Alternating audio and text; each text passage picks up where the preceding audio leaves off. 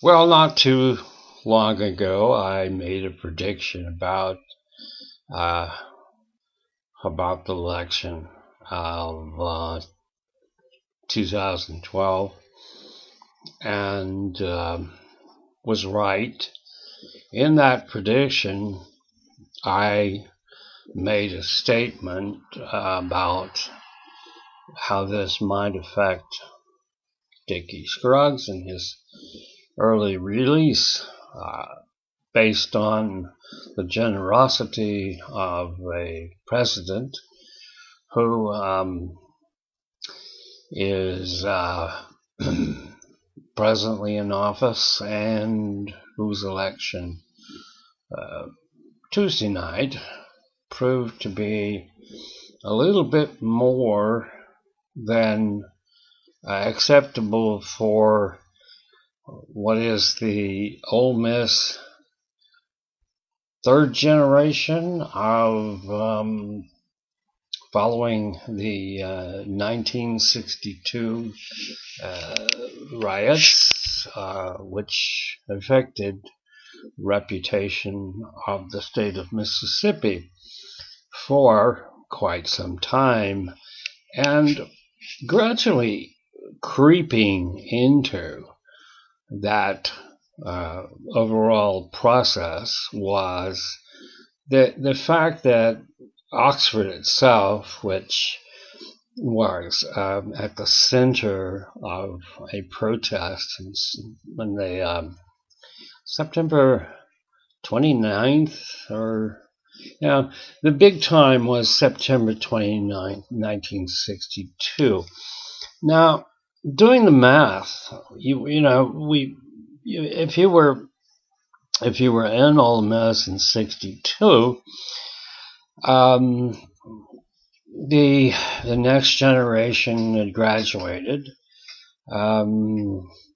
would have started perhaps 18 to 20 years later. That's '82, and then they would have gone on and probably gone to Ole Miss Law School. The social elite would have continued on, and 3 more years, some of them would have gone to law school. That would have put it into another generation. So our good old boys that came from that institution would have produced a group of individuals that would be their children driving around in their fancy cars and getting up early in the morning, as it might have been the case in the 1960s, and the women who were very attractive, but were the flower of Southern gentility, and remain so, absolutely. If they came from the Delta or came from one of the wholly occupied territories of grace, nominally the most significant and most important people of Mississippi. And having thought about the statement I made the other day, I'm confused, because I have over the years had an opportunity to be among some of the people from Mississippi in the so-called conversion era. For example, Don Barrett, who was a major litigator in the HALT, Get Back the Money for Medicaid. Unfortunately, nothing ever happened to that. Mike Moore, a liberal, so to speak, attorney general. Dickie Scruggs, who was on the board of Piney Woods, and the instrument of all of this is the concept of maybe two and a half, 3 generations of the people now who are there. They rioted last night, or after the election, but it's again downplayed, and once again we reach into the bag of tricks for you save yourself and you whip yourself, and it doesn't take a lot to be reminded of the history. So in 1962, if you didn't tell your perhaps even your grandchildren what went on, and they're in Ole Miss now, it's a good time. It seems to be there is an element always. It doesn't have to do with race. It has to do normally with, if I were in Florida, it would be white trash. It would just be white trash, trailer trash. Mississippi has produced such a wonderful array of talented people, writers. Eudora Welty, my own sister, who is strangely enough not recognized as an important painter. Well, that's not going to be something that sits well with me. Unfortunately, Mississippi picks and chooses. If you're politically correct, and you seem to be falling into the right public domain, that's okay. But this is not about 35 marshals being shot and 2 people, one a foreign correspondent from France being killed in 1962 on one foggy night in Ole Miss. I happen to be over in as a very young man in terms of lifespan. And yet I knew that for example, my sister and many of the people who are still around here had a first-hand concept of that time. Why bring it up? Why is this again the mania of the news? Well, it's going to be always, because it doesn't matter if you do well. You're so reminded. I love the word. You're so reminded. The words just have such a resonance in modern language. You're reminded in such a way of the words of John F. Kennedy, who was the president at the time. Some of you may not be old enough to remember that, or you may not have learned it in school, or you may not have realized the relevance of the federal government. I mean, even Washington was brought down to, I believe, the state of Kentucky for the Whiskey Rebellion. And there has to be some moderation, and there has to be some protest, but I don't know exactly how this fits in.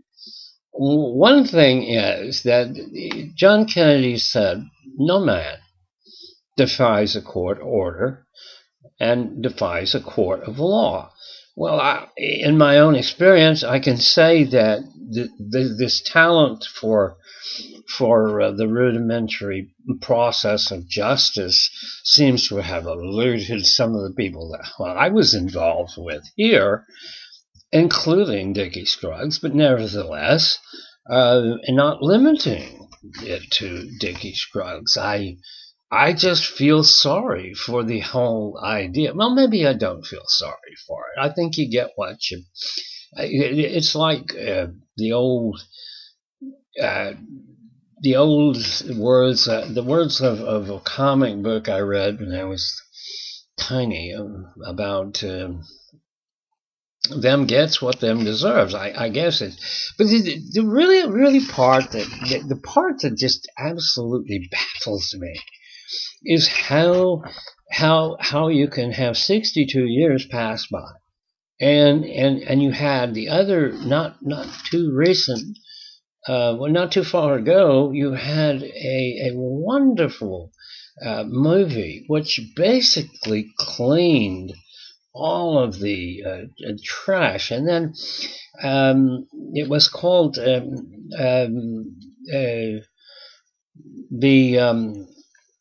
Blind Side, and it showed how this concept of racial disparity had changed in many ways, but that wasn't the story. It was you weren't even paying attention to this.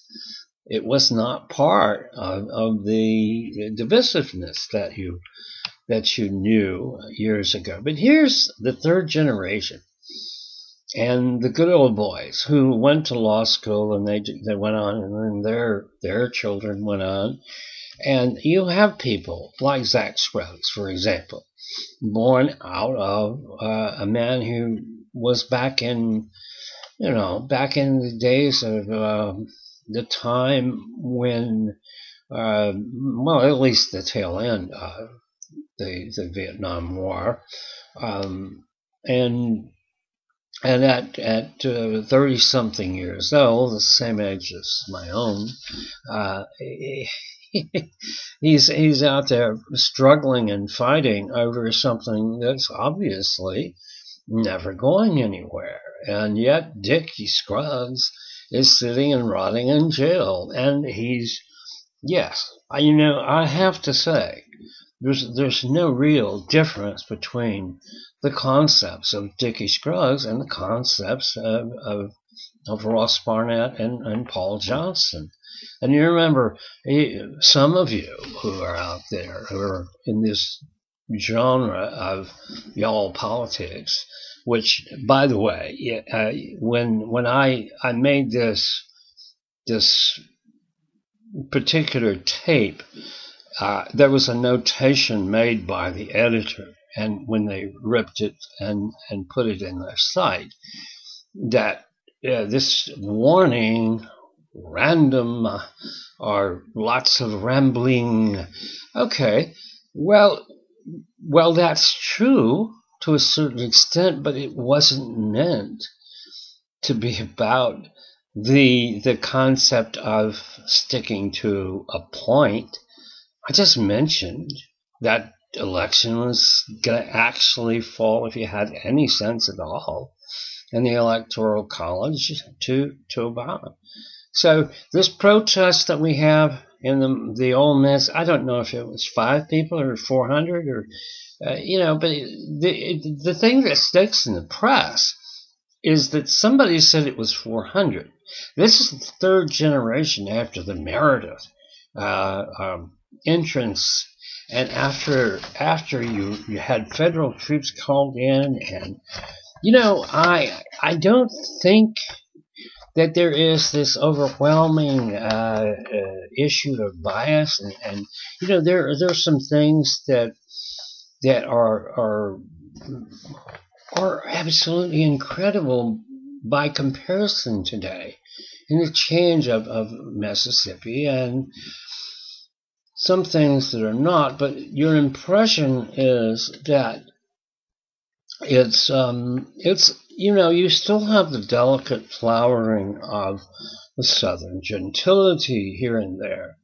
Now down on the coast, you have a fairly civilized concept of global audacity in the casino business, and you have many well-recognized millionaires, billionaires that come out of the legal community and have held together a lot of theories that no matter what will flush out the dough and will take the money from the federal government. And yet, what is this? What if you talk to your children? You're the same and worse? Is it something in the air you get there to Ole Miss, and yeah, I went there. I did go 1 year, and that was on a scholarship. And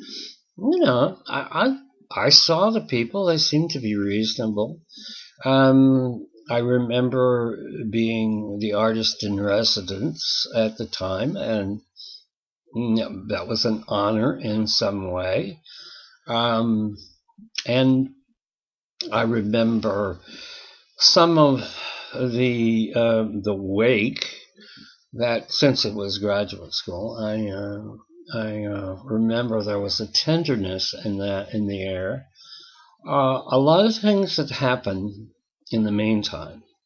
For example, there was a producer by the name of Zolo who was well recognized, and the Mississippi Film Commission decided, well, yes, let's do this. Let's have this this first film, and I think his first film was Mississippi Burning, and he's a producer. I know I met with him, and he appropriately was the most distinctly obnoxious person I've ever met in many ways, and very bright and capable in others.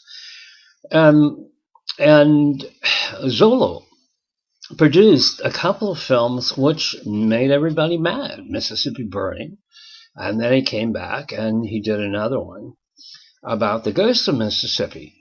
Well, that was about the concealed rifle, which was kept by the citizens of whatever, which were a part of the Ross Barnett era and the Paul Johnson era, and continued on and on and on. These guys were these dinosaurs never die. I'm not going to say that Haley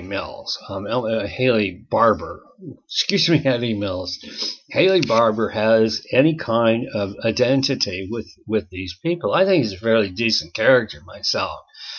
He's a Republican, that's fine.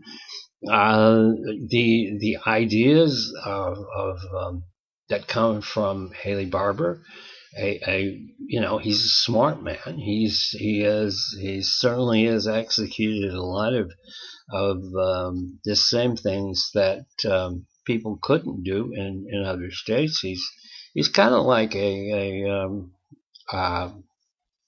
very well and pragmatic individual who probably did more for this state in terms of what I heard about Katrina.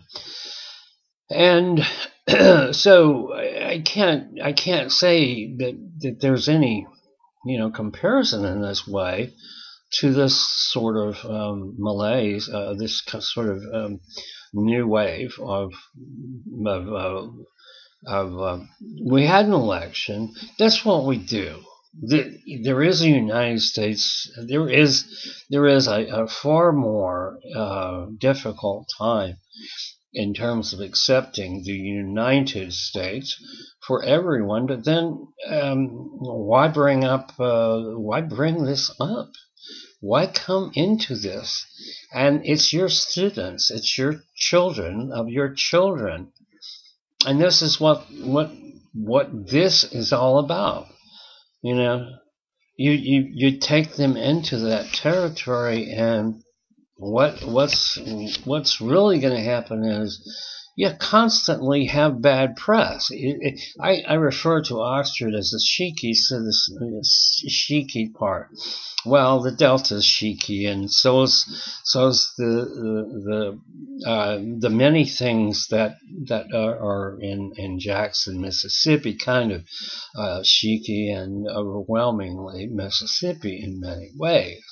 But it's a beautiful state. It's a wonderful state. There's so many colleges and universities here that it amazes me that you have such diehard fundamentalists who seem to think that just because of an election, and I'm not even going to say it's racially related, because It's not. I don't think it's racially related, but it does hurt some people. And certainly, if you have a great momentum in many ways to be a changeling and a different way of looking at things. This is not the state that you want to say, well, I want to avoid it because it's simply diabolically unprogressive, non-progressive. It's a Republican state. Accept it. It's fine. But Republicans don't have to be so poorly able to adopt a theory of diversity. My God, the Republican Party will not exist unless it does. And it's just plain and simple. Do you want to be rewarded? Do you want to be recognized? You know, you looked at the electoral map. I was explaining this. There's these little pockets. They're not necessarily racist. They do have a lot of problems with, let's just say, what you call Latinos. But, you know, in Mobile, Alabama, if you were driving not too long ago, if you were driving in a car with somebody who looked like they were a Mexican or from south of the border, you would be stopped. You know, probable cause aside, didn't have to have a tail light out or anything. You'd be stopped, and your ID would be checked. And then if you were in the car and you'd been a citizen and a member of the armed forces, and let's just say that there was, no provocation whatsoever, which would be the case, the Alabama police could simply arrest you because you were in the company of someone who might be suspiciously illegal. And then you go up here a little bit in Mississippi, and you see nothing but the fruits of the labor of Mexicans, and the Mexican government is certainly not diabolical in any sense. I mean, you examine the provocations of one thing or another, and it's certainly not going to help the Republican Party to have the children of their children who were certainly remember the Ole Miss riots in September 29th of 1962. It's not going to help you. And to consider it a bonus, whether it was 4 people or 400 people, it doesn't matter. It's an event. It's a national event, and it amazes me that the hotty-toddy concept, which neither amazes me for whatever reason, because I certainly, the year I spent there was certainly not with the idea that anything was going to, be in the area of the very profoundly wealthy group of individuals who followed. The closest thing I ever got to the center of power was when Ross Barnett actually got a house, and my sister did some of the interior, did some in his grandchildren's room, and from that he made all the clown faces after Ross Barnett. She made all those faces after Ross Barnett, and if he, who was drunk most of the time anyway, never recognized himself as being the clown. Oh, that's very interesting. But my best recollection of Ross Barnett was a short time when I was vaguely adapting my own life and had a cross burned in my yard. For teaching at one of the all African American schools at the time, and I would go to the YMCA, and in the YMCA there's a steam room, and sometimes I would be there at the same time that Ross Barnett was there. By then, Ross Barnett was simply a tragic symbol of what had passed, and yet nobody really recognized him as tragic. It was still, "Hey, Governor, how you doing?" You know, and the echoing of his chanting cry to the masses at Ole Miss in 1962 was so relevant that you could hear it. And it's drawling, "My fellow Mississippians, I love and respect our heritage, or whatever it is." That is so incredibly wonderful that this man, and along with this time period, besets the whole background of where this Mississippi is. It's a great state. It's a wonderful state, but why? Why do you maul it? I mean, it's like you keep a built pit bull in your backyard, and that pit bull is going to one day come back, and you keep having puppies. Why? Because it keeps killing you. The idea that any man, as Kennedy said, and respectfully so, in the conversation with Ross Barnett while they were negotiating whatever the federal government could do and couldn't do. It was so interesting to note how solidly disobedient a governor was to a president, when you know that no matter what, you can't at all manage to deal successfully. And I think that when you have somebody who writes a book about a man, and then you have someone who writes stories in many ways of how wonderful the system has changed, and then something happens. Zolo did the Mississippi burning. He got some heat from that, from the people, for showing what was truly true.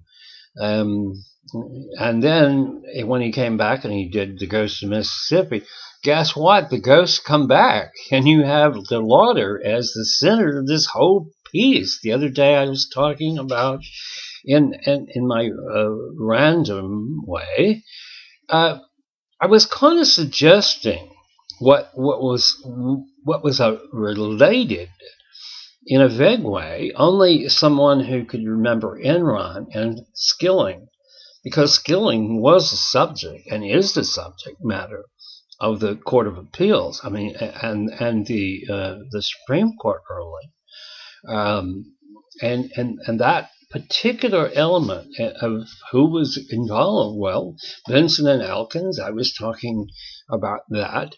You should have known that I know what I'm talking about when I do this, and I'm suggesting other things. I didn't say Joe Biden's name as a nice, friendly source that might get a payback here. I didn't say anything about the Skilling case. I just said Vincent and Elkins.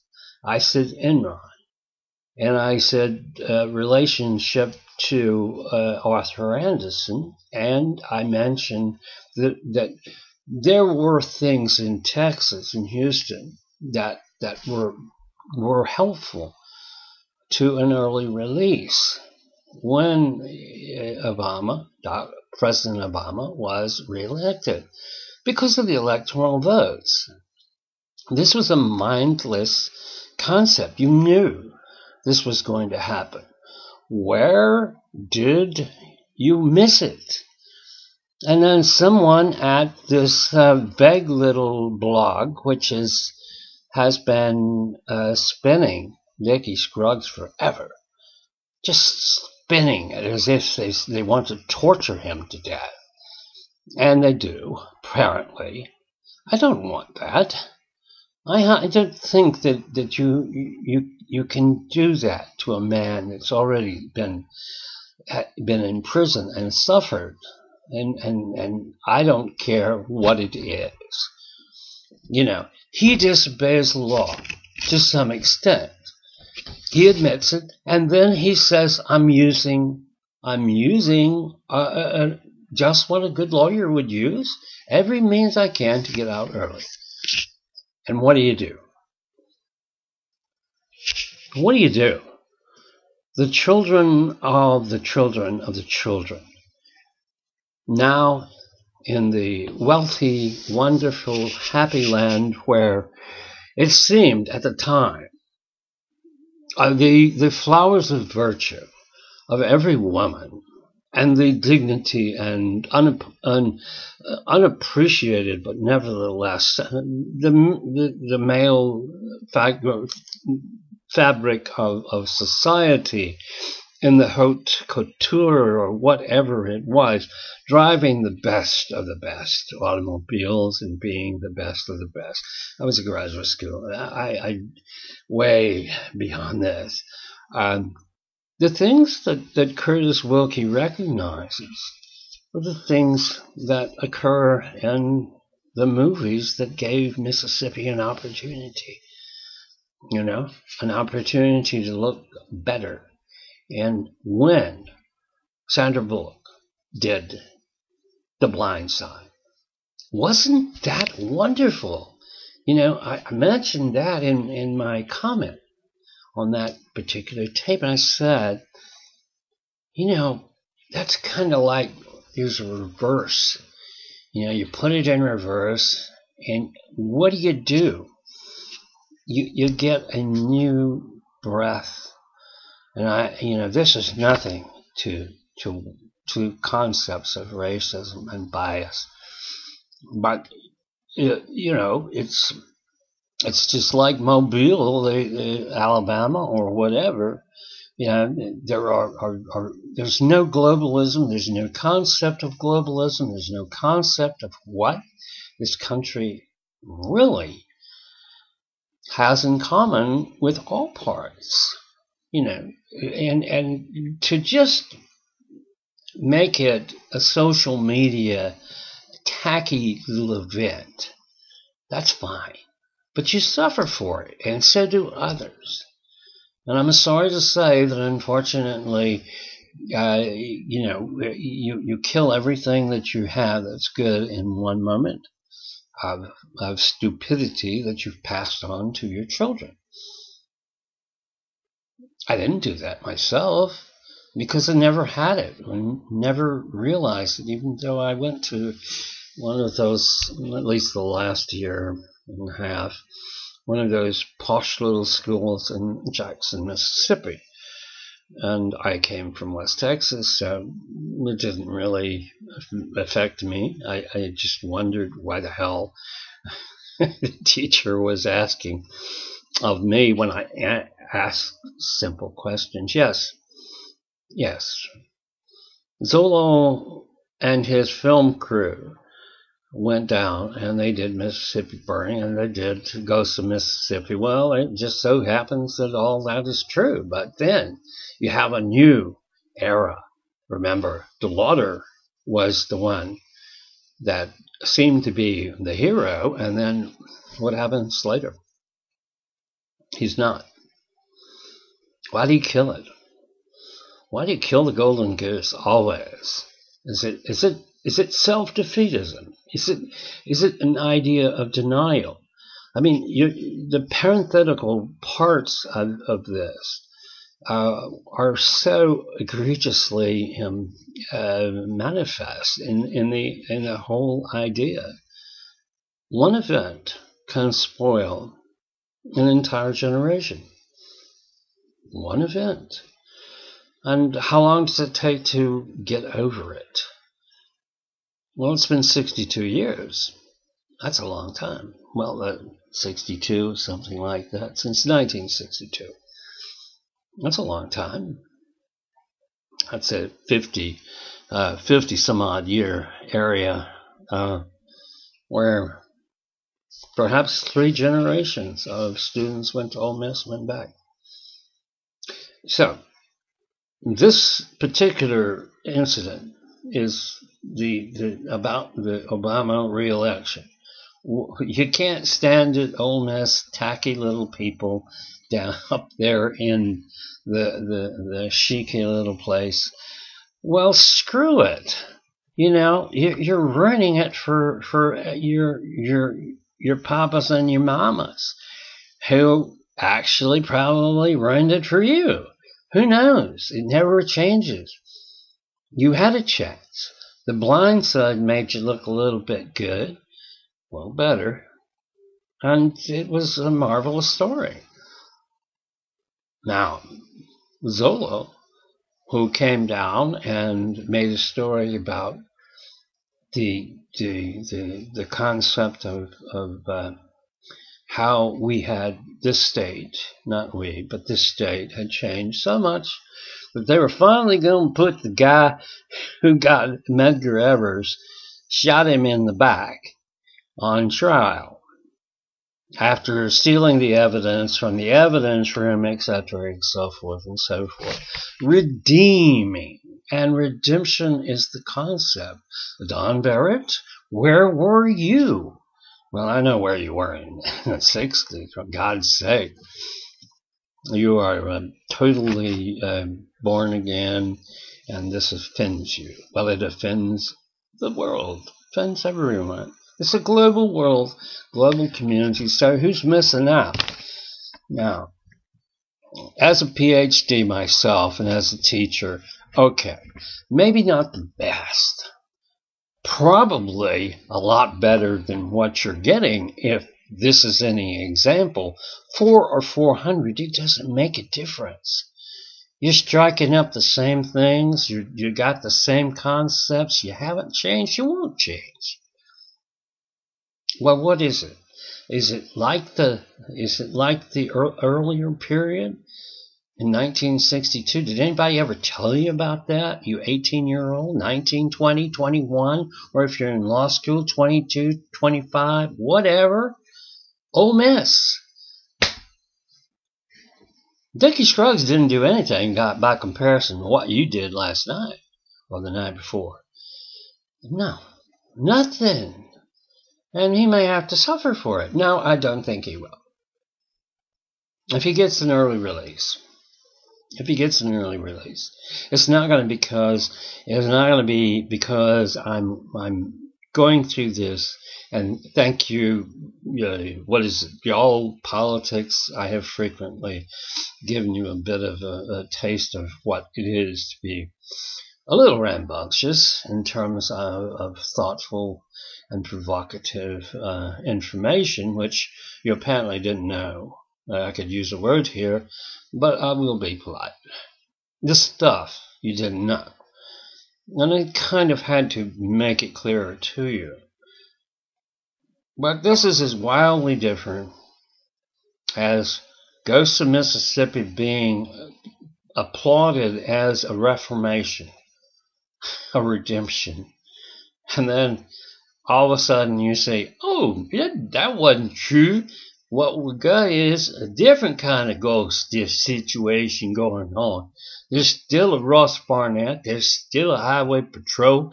There's still a whale of a lot of white supremacy going on out there, or whatever that is. I don't care about the race concept. That's not it. It's the idiocy. It's the stupidity. Of course, I've known a lot of 18-year-old, 19-year-old stupids, but you have at least some control. 3 generations. Didn't change it. It doesn't change. Of course, now this is not the cotton plantation. Nor do I ever think of that in that way. But what about the blind side? And what about putting that black lady in the convertible and rolling her around as a totem? I don't get it. You people, it's just Ole Miss, baby. or something like that. Some of the finest people and graduates came from there. Well, somewhere else. Some of the not so fine came from there, went out with somebody else. But why spoil it for the rest of the world and the rest of the state? A bunch of kids? No. It's 3 generations of a bunch of people with kids. I don't like it. I think it's abusive. And I think you will pay for it, unfortunately, and so will others. Not me, but certainly the generations that have to suffer.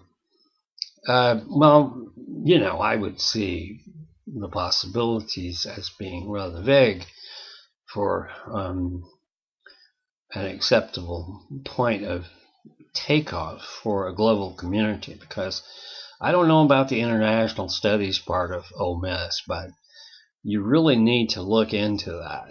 And Curtis Wilkie wrote about the past and present, and it's pretty much identified in Ghost Mississippi, and of course there's a whole lot of the beauty and the beast and concept of what happens and what goes on in Hotty Toddyville. But I really find this a stupid act. It's not a few people.